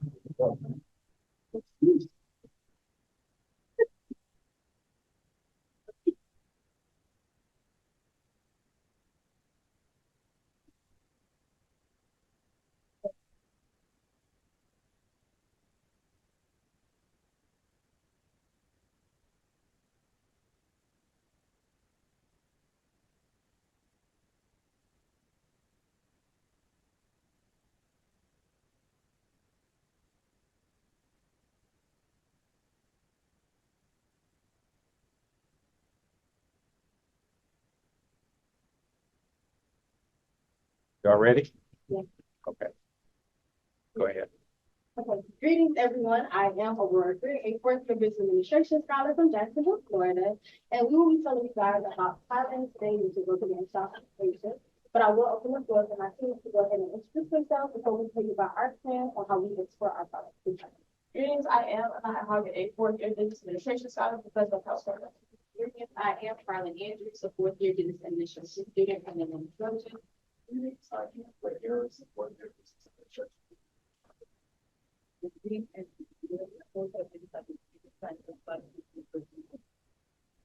Alright, so first we are going to go into our situational analysis, which goes into BarkBox. That is a product that we will be exporting, and it is a product that started in the United States. So what it includes is high quality toys, treats, and experiences. And we came up with this idea because we did our research. We found that there are a lot of people who love pets, and they have like a high amount of people who actually do. That's like their thing, like everybody pretty much has it. So we also wanted to focus on the connections that they would have. And the first one is the emotional attachment. I know myself as a dog lover, I love my dog, that's my baby, and they think the same way about me. The other one is the dedication to client happiness. So this is based on the personalization aspect that we do have in our box, which means that they can pick the toys, the treats, and whatever experiences they want to have for their pet specifically instead of being a broad box. And then finally, our marketing strategies, which we will talk about more later on. So getting into our target market, our customers are primarily located in Bangkok, which is the capital of Thailand, Chiang Mai, and Phuket. These are all urban areas in Thailand, and many people who live there have very busy lifestyles on a day-to-day basis. And these places are also very prominent for the pet care industry overall. Next, we have our ideal customers, which we primarily want people who are pet enthusiasts, so people who really have a love and care for pets overall. Young professionals and elderly individuals who are more likely to adopt these pets, and they range from Gen Z, Gen X, and also millennials. And then lastly, we want to have people who are middle to high income families who are more likely to invest in a wide variety of products that we offer. And lastly, we have some customer values here. So people who are seeking specialized and diverse pet products, they value quality and convenience. And lastly, personalized pet care solutions that we offer here at BarkBox. So next, we're going to go to our product line. So just like I said earlier, we're split into categories. We have the toys, the treats, and the experience. And we're going to start with our toys. So one, it is need-based, going back to the personalization aspect. So you can get like a little full toy if they want that. You can get a little shoe. Some of them may need it because they're teething if they're babies. So you can change it up like that. And then we also have extra durability, which goes back into the quality of our product. Then next we have our treats. So those include things like dog dental items that are not really that prominent in Thailand, and then supplements that will give the dogs nutrients that they may not be getting from their meat. And then finally, we have our experience. So one of the things that we'll also have is like dog skincare. So your dog is gonna not only feel healthy, but also look very healthy. Their fur or their skin is gonna be really nice and shiny. They're gonna look good. And then it's just gonna create overall happiness and joy. So for our parts. Yeah, towards that one.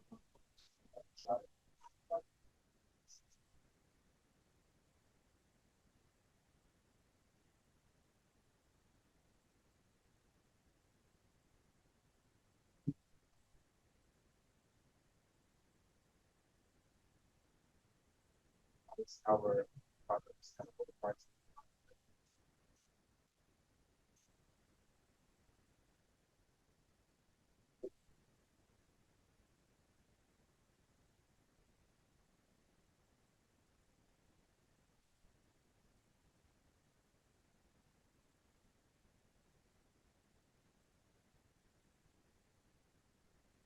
All right, so moving into our foreign direct investment, we figured it's best for us to have our manufacturing headquarters in Bangkok, Thailand. Reason why is because it's a major economic center, not only factors inside this continent, but also around the city as well. And seeing that Bangkok has about 11 to 12 million people, it creates a very high job market. So we have low labor costs and we're able to attract highly skilled workers. And moving on to our indirect exporting. So BarkBox will sell its products in bulk to resellers. So seeing that BarkBox is essentially mainly an e-commerce platform where we have people subscribe and they get their products delivered to their door or the business where it may be. We figured that it'd be best to have us sell them in bulk to retailers, allowing them to not only have the option to ship home to their home or wherever they want to ship to, but also the pickup option in store. Now, with our product also being in store, this helps customers who are just shopping around for maybe just, some groceries, they happen to see our product, maybe they have the option to subscribe in store as well, instead of just going online for that. In addition, this creates a competitive advantage, and as I said, people can discover our products because they're not in stores and not just online, so it creates an expanded market reach. Some of the most popular grocery stores, convenience stores that are in Bangkok, Thailand, and not just Bangkok in general, but in Thailand, and whole are Texas Express, Boston 108, Family Mart, Tops Daily, and Big C Extra. So in order to export the products that we have to Thailand, we found that it would be best to use the local distributors to transport those goods that we offer. And so the reason being is because it's the most cost effective and will also help to improve the economy overall. And for us, it'll help us to leverage the local expertise in the area and also provide us with subsidiaries in the area. And so shops will be able to have their own subscription as a wholesale business. And so this will also help us to build good relationships with those in Thailand as well as the local businesses in the area. And another plus is that products will directly be distributed to their stores so they can ship those out to their customers. And lastly, we'll be able to have the option to ship internationally, which will give us cheaper labor options.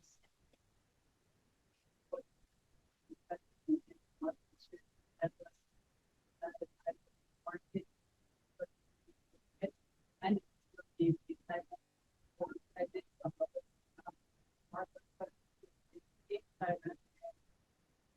which we partner with whole partnerships with engagement and custom.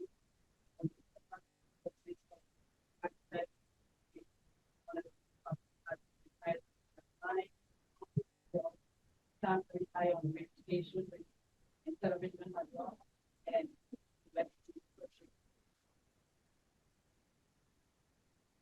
as an idea, marketing, the live story and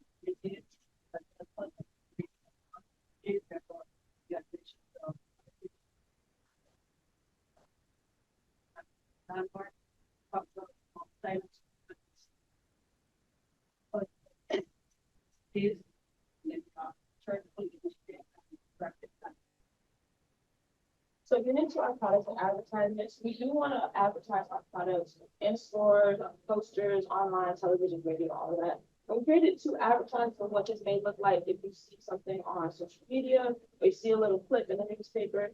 So we have our first image to the left, in TypeScript, we have the same art box, and then we have our Great for Schools that for organizations or that our company is talking about, which it is pet food, pet toys, and then pet care. A lot of you have subscribed now, as we mentioned, you can subscribe in store or you can subscribe online. And then to my far left is another advertisement. In the top, the cat's name out, I spent on a box, smart box, and then below our slogan, everything your pet needs. And we would like to thank y'all for your attention.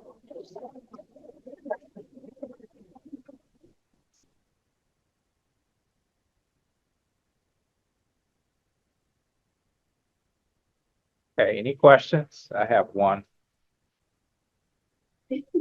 And this is, okay, I have to ask the question because it's BarkBox. So that means you're probably catering to dog owners, right? Primarily, but you have cats in the ad. That may, It started off for dogs, but we will expand the line. So it is called BarkBox, and that's the name that it started off with, but the line will expand, and it will have like, it might be called Meow Box. It will change up based on the pet that they got. okay. And so basically our project is to expand the line beyond dogs to cats. There's a bunny in this one too, Yeah, so, fish, all of that type of stuff. all right, well, that's all I had. Any other questions? Okay, great. Okay.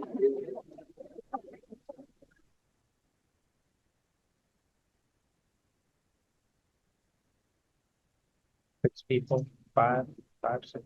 It's fine. Thank you.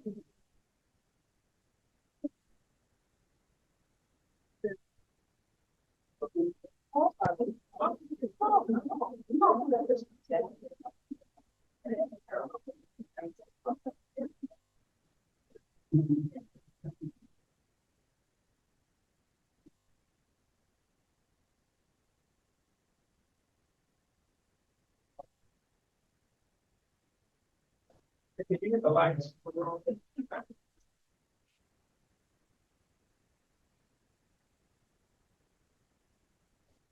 Everybody have clear stuff.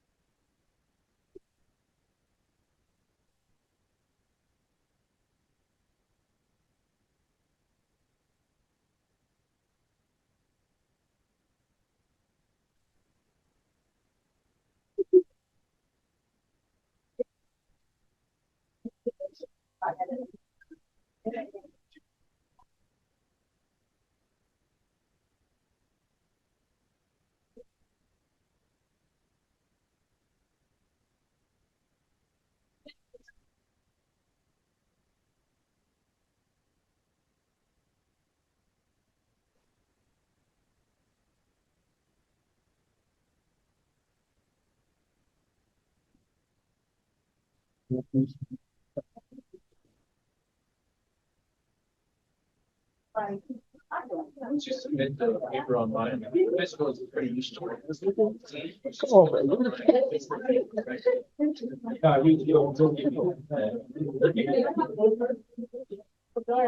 That's getting very balanced. You are. No, no. If you don't, if you're not. Right, if you're not here, like Taylor and Joshua. This is just quicker because I have to chase people down for these things. I don't have time to chase people down.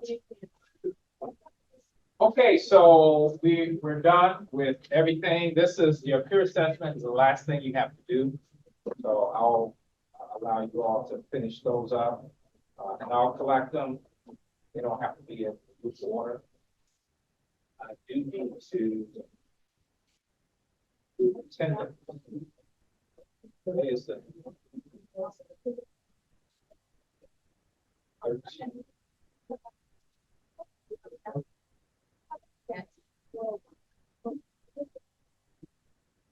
Actually, everybody should be here, so.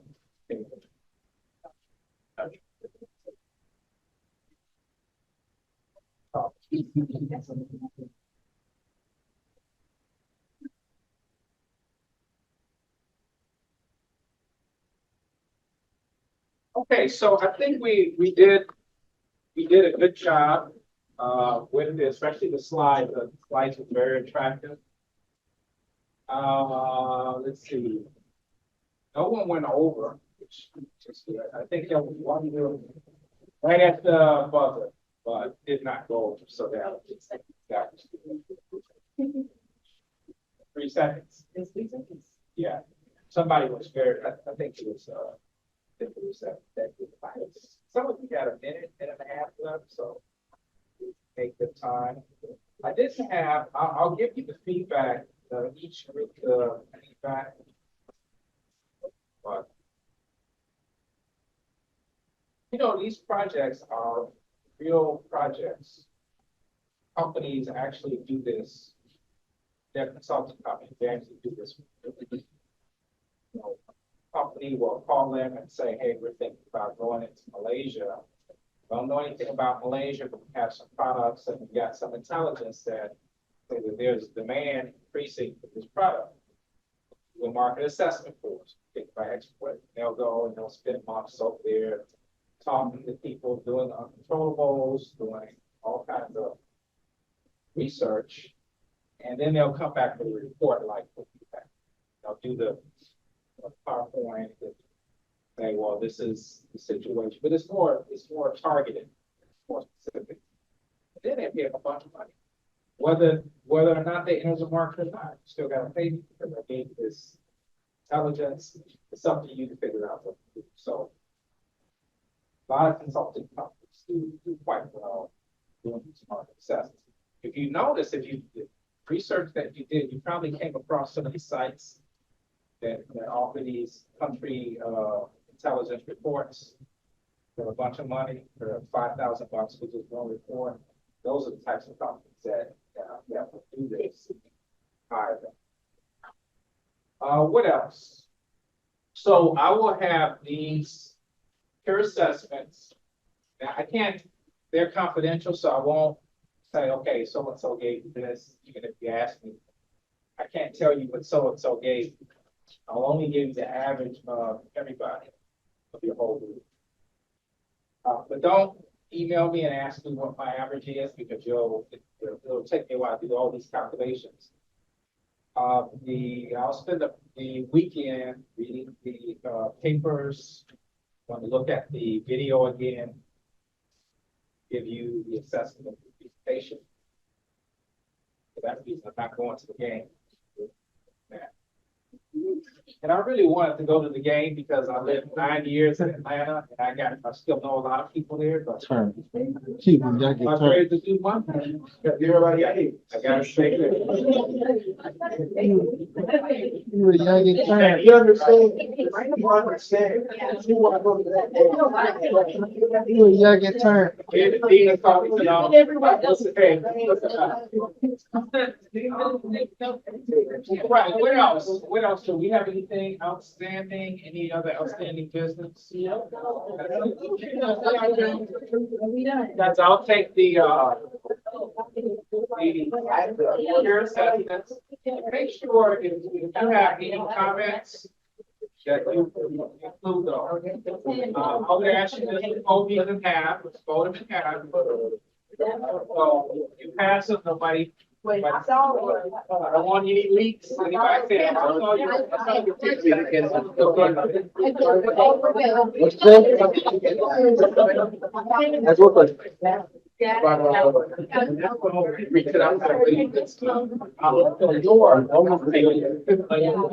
People that are not here. Okay, so pass those toward the middle and I'll just come off. Like I said, don't call me and ask me about the grades, because I'll be kind of snowed in the weekend. Hey. All right. So if there are no questions. I go hold it. Oh. Great. And I'll see you all. I give it a 0. I give it a 0. Stand on business. One man arm. I ain't get nobody a 0, bro. I'll give it straight. Y'all gave him, you gave him. Yeah, all right. Good. Oh, okay. Yeah, he got it over there. Okay. We just gotta turn our thing. We want to turn our report in online too. Oh, okay, okay, okay. Wait, we all gotta individually do it? No. I ain't know. It's only good enough. I don't wanna forget, cause I'm getting. I'm bringing it, so. If anything, I'll just take over. But we did good. You had it. All right.